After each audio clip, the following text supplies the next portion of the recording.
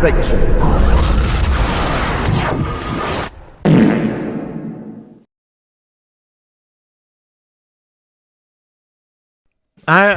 I had a friend that said to me many years ago, Martin, your life is science fiction. You see, when I was a kid, I was an only child, and I was a latchkey kid. My parents worked, and all we had back then in the 70s was a TV, and we had 3 channels. So it was children's TV programmes, and it was stuff like the Tomorrow People that blew me away. For some reason, I locked onto this. And on a Wednesday night on the BBC was Star Trek every week, which just, I don't know, I must have been 3 or 4 years old. And it just connected with me and defined who I am, did Star Trek. So my parents were always arguing or whatever, but I'd sit there in front of that TV and I'd be lost in adventures of John Pertwee, he's my doctor, just escaping, you know, and then Saturday night were horror movies, it were Hammer movies, and through the 70s I grew up on a lot of this, you know, these TV series and repeats like Voyage to the Bottom of the Sea, Lost in Space. The Invaders used to terrify me as a kid. And all this, like, as a child, it was being recorded and it all went into my head. Meanwhile, my parents were arguing, and then came the day they separated, and that was it. This happened to a lot of kids in the 70s. So I lived with my mother, and Doctor Who was very prevalent on a Saturday night. On a Saturday afternoon, I used to see my father every weekend. And he used to drop me off at the cinema, so you know, I used to go to the kids' matinee and they show cartoon and all this, and then we get a Children's Film Foundation movie. And all this were going in, and I'd want the toys, I'd want everything I could get.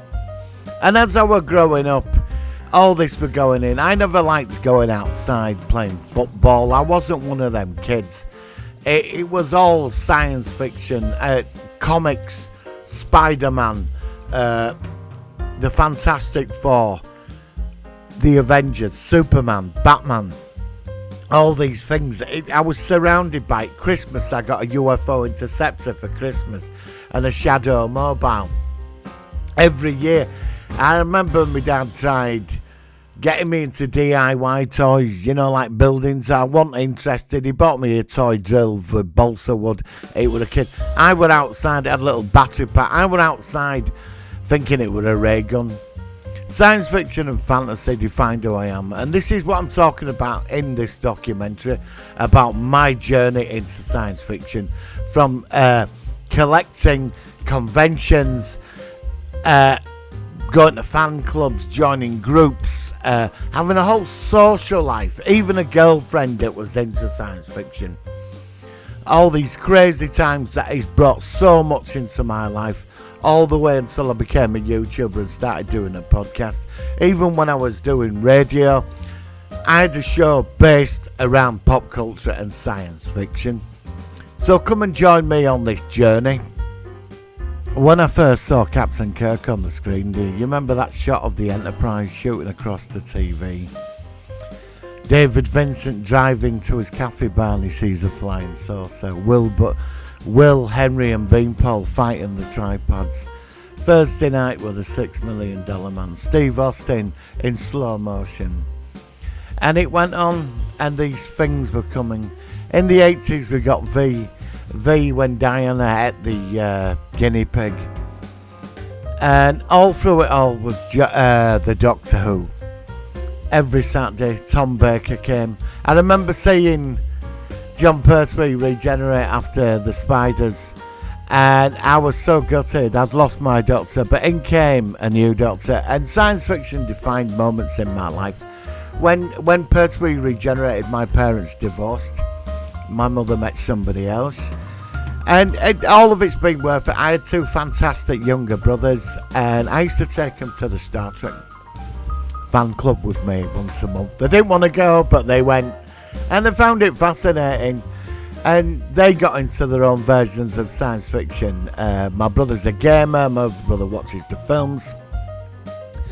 And so it's been impressionable. It's been a big thing. I remember, like, I used to, when I started I went to a nightclub once, and there were the Next Generation was on the screen, and me and my mate were in a nightclub, and they had this hallway and with sofas, and I started watching Next Generation. And I remember there was like a drought in the 80s as well, where there wasn't a lot of science fiction, and Doctor Who was starting to deteriorate. And you get into teenage things, you start like drinking a bit and going out with your friends, you start hang out a bit more. But then it were comics. I was round the newsagents, I used to get my comics delivered to the door, I had them ordered. That was the old reprint black and white ones, the Marvel ones. And then I found a newsagent that sold comics, the proper American comics, and I went there. And then sometime in the very sort of early 80s, we got our first comic shop in Leeds. It was like after the comic shop, we had one in Leeds. I forgot what it was called, Book Chain or something. Didn't last. And then Millennium came, and that became Forbidden Planet over the decades. And I went every week, even when I had a job, when I was working, I used to go in there and I spent a big chunk of money every week on stuff. And people, they used to find it odd that you'd buy this stuff, you know. But meanwhile, the fantasy and the science fiction were growing. We got RoboCop, there were Fantasy Islands. And then there were the detectives, Miami Vice, Magnum. You know, there was a whole plethora of stuff that were just mind-blowing. It's television and video, VHS, it was your life. And I lived in this world. Even though I did go nightclubbing with friends, I went out quite a lot actually. But when I was at home, it was all science fiction. I used to love buying model kits. I used to build them. And I found out about when I was in the video library one day. And this was like 1990.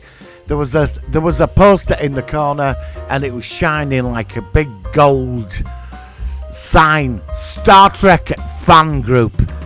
And that's when I found the Brother and Sisterhood of Science Fiction. I went down there one Sunday. They used to meet every month in the Deaf Centre in Leeds. Leeds Starfleet it were called. And I went, and I finally found people like me. And the 90s, what a decade for science fiction. I mean, VHS changed everything. I mean, we're still a few years away from DVD when that came out, when that exploded. I remember Laserdisc. Nobody could afford it. I remember going into the shop and there were Laserdiscs. But we all stuck with VHS. It was simpler. But I never owned a Laserdisc player. Even today, I still would like to get one. I know there's no point in them, but I just wanted to own one. So we got into the 90s, and my God, we got The Next Generation, Deep Space Nine, Voyager, Babylon 5. I mean, I just sat there mind fucked by watching all this. It were every week. Science fiction were everywhere. The Doctor Who movie with Paul McGann. Hopefully Doctor Who should have come back at that time. And I was buying models. I was at a sci-fi fan group. I was seeing somebody at the time. She didn't mind me doing what I did. My parents sort of started to accept what I were in. So I remember Mother bought me a Star Trek clock, an Enterprise clock. It was like, I think at first I found it odd for years that I was like into all this stuff. But I remember Mother dropped me off at the Star Trek group. And she saw them all outside dressed as in the uniforms at this meeting. And I bought my first ever Star Trek uniform from the comic shop. Hideous cotton made thing, it was crap. But I was proud, I wore it with pride. You know, with my Playmates phaser gun and tricorder. And when I put that on, I felt amazing. And then I started getting invited to parties. And I started networking. You know, and I was hooked on Babylon 5. I wanted Doctor Who to come back with Paul McGann. That never happened. And we got a lot of series as well, like Highwayman, which got cancelled. Suddenly you were finding out about films that were out in America that you never saw here, like Megaforce, and all these like Buckaroo Banzai. I remember owning that on VHS. I actually saw Buckaroo at the cinema. I was quite lucky. It was only on for a week at the Odeon in Leeds. And VHS were coming down in price and you could start buying stuff. I remember they started releasing the Doctor Who titles. And BBC Two suddenly started showing stuff like Man from U.N.C.L.E. and all these retro series that were in the 60s and 70s. The Persuaders, all the Jerry Anderson stuff, Thunderbirds. This were on like Thursday night every week on the BBC. And it was amazing. It was like, this was for me the golden age of science fiction. It always will be. I mean, Star Trek, I remember when I moved out of home, I got Sky, and in my first flat I had models everywhere and posters, and my house was like, because you couldn't get a lot of replica stuff. It's not like today with the internet. And my passion, it was inside me. And then I found out there was a bar in London called Page's Bar. Yeah, and it was the only place in the world where you went every week. It was done out like a starship inside, and it was called Page's Bar, and I went there for years. When you say I moved to London, I met somebody, and I ended up moving to London. And I went to the next level after that. I went to my first convention. That was VoyagerCon in Blackpool.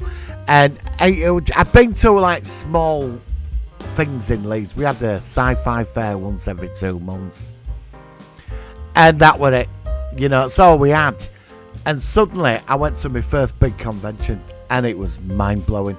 But my whole life of science fiction had transformed into a social life by this time. I was going to a bar and they were showing all the episodes from America every week. And I went there for several years, and it was one of the best times in my life. It was like a dream come true.